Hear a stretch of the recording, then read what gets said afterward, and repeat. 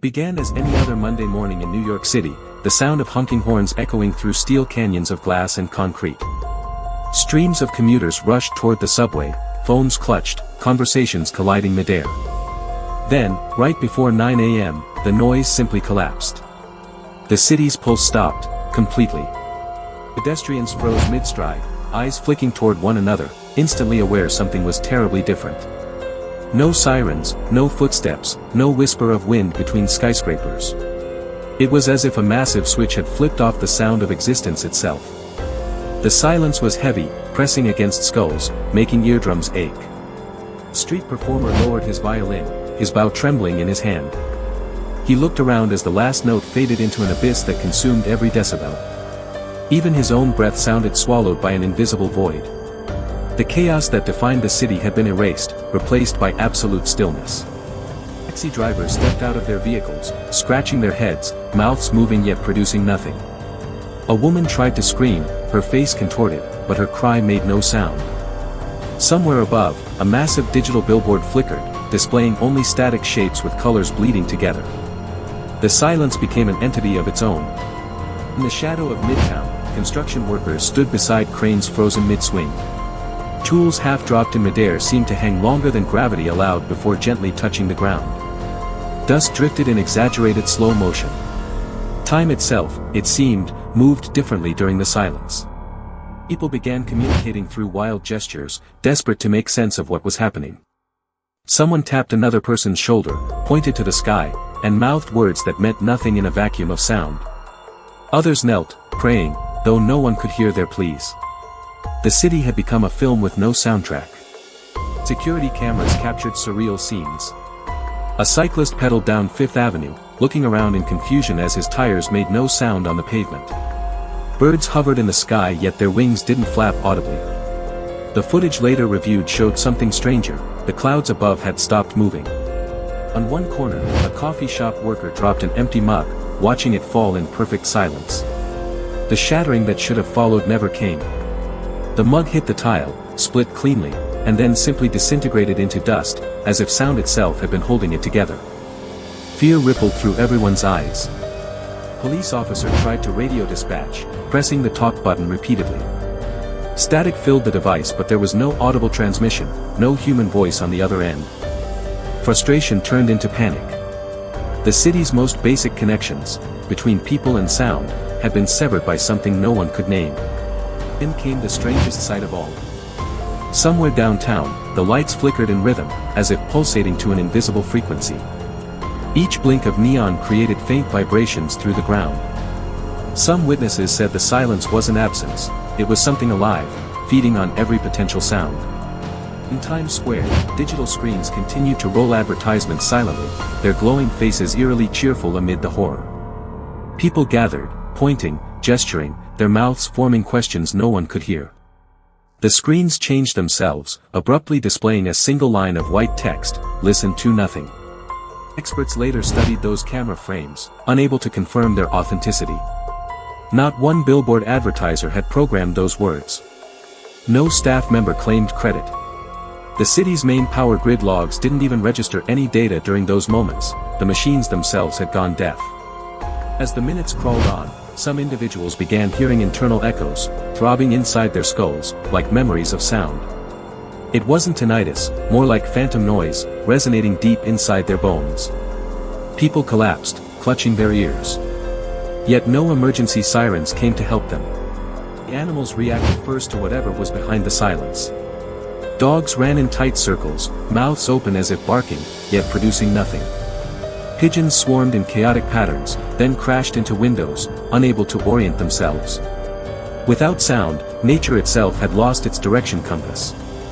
Inside subway tunnels, the fluorescent lights flickered dimly over hundreds of stranded commuters. The train stood still, doors open, everyone frozen in disbelief. The metallic groan of engines was missing, only a void remained, swallowing hope. Some passengers claimed shadows moved differently in that absence of noise. Scientists would later try to explain this anomaly, labeling it a citywide atmospheric null event. But no instrument captured frequency interruption, no seismic disturbance, nothing measurable. All they found was 5 empty minutes on every audio recording device. The sound had been deleted from reality itself. In the hospital wards, machines stayed on but the beeping vanished.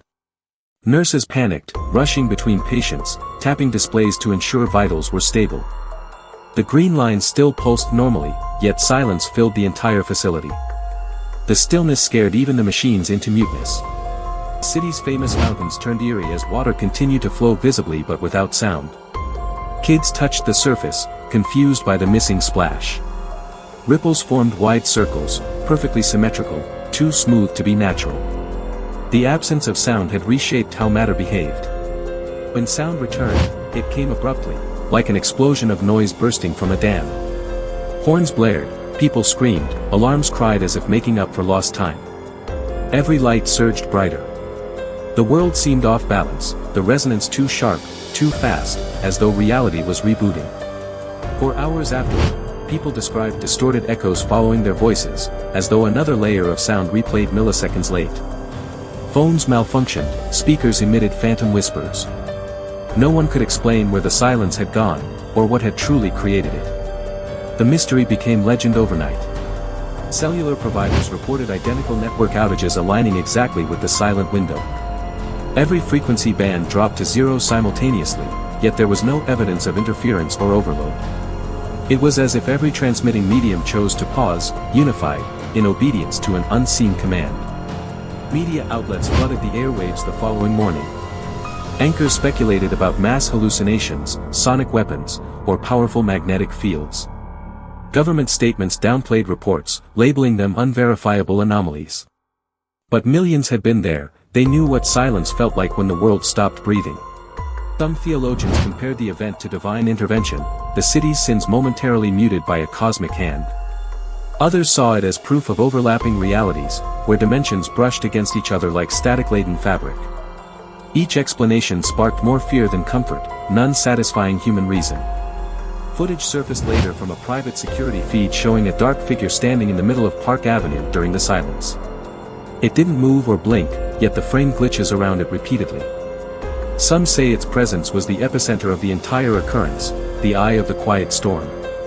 When investigators enhanced the footage, they discovered something even more unsettling: the figure had no clear outline. It existed between pixels, undefined. As sound resumed in the video, the image vanished, replaced by a static burst. That fraction of a second remains one of the strangest visuals ever recorded. Ordinary people began reporting strange aftereffects days later. Their hearing sharpened unnaturally, they could pick up whispers from blocks away. Others claimed to hear music that didn't exist, faint melodies threaded through everyday noise. Silence had left its fingerprint inside human perception. On online forums, eyewitnesses agreed on one eerie moment. Right before sound returned, a deep vibration rattled through every wall and floor, too low to register properly but strong enough to be felt. Some described it like hearing the city's heart restart. Others called it a glitch within the matrix. Experts built elaborate computer models to simulate the event, but their results always froze at the same 5-minute mark. Software refused to render audio in that span no matter what algorithm was used. It was as if whatever silenced the world still lingered inside the code, infecting it. Residents reported strange power surges, their clocks desynchronized by exactly 300 seconds. Microwave timers, GPS systems, even atomic clocks showed the same missing gap, those 5 minutes erased. Scientists called it impossible. Mathematicians called it corruption of time signatures. Radio hosts who tried to replay news coverage experienced bizarre static loops on air, echoing sentences backward. Audio technicians swore the waveforms contained pulses identical to human heartbeats, hundreds layered together. The silence had recorded something, and now it was replaying itself subtly within our signals. An independent researcher proposed that silence itself might be a conscious force, resetting temporal alignment. In his theory, the city's cumulative noise reached critical mass, collapsing momentarily into a complete null wave. He disappeared 2 days after publishing his report online. His files were never recovered. Tourists still visit that exact intersection downtown where the silence was strongest. Some claim their phones instantly glitch, others record distorted video where city sounds flicker out for seconds. Whether electromagnetic interference or residual energy, something remains buried beneath that asphalt. In museums, artists began recreating the event through installations, rooms sealed tight, no sound allowed. Visitors report dizziness and suffocation, even though air flows normally. It isn't silence they feel, they say, it's absence, a living vacuum remembering its presence within humanity's noisiest creation. Years later, people still whisper, or perhaps imagine, the faint echo of that morning. Traffic hums, sirens wail, yet every now and then, for the briefest instant, the air feels weightless again. As if the universe reconsiders letting us hear our own reality. As if the silence is watching, waiting. And maybe, when the city's noise finally reaches a breaking point again, that same invisible hand will press mute on the world once more. To remind us that sound is borrowed, not guaranteed. The question remains hauntingly unanswered: what happens when silence decides to return, for good?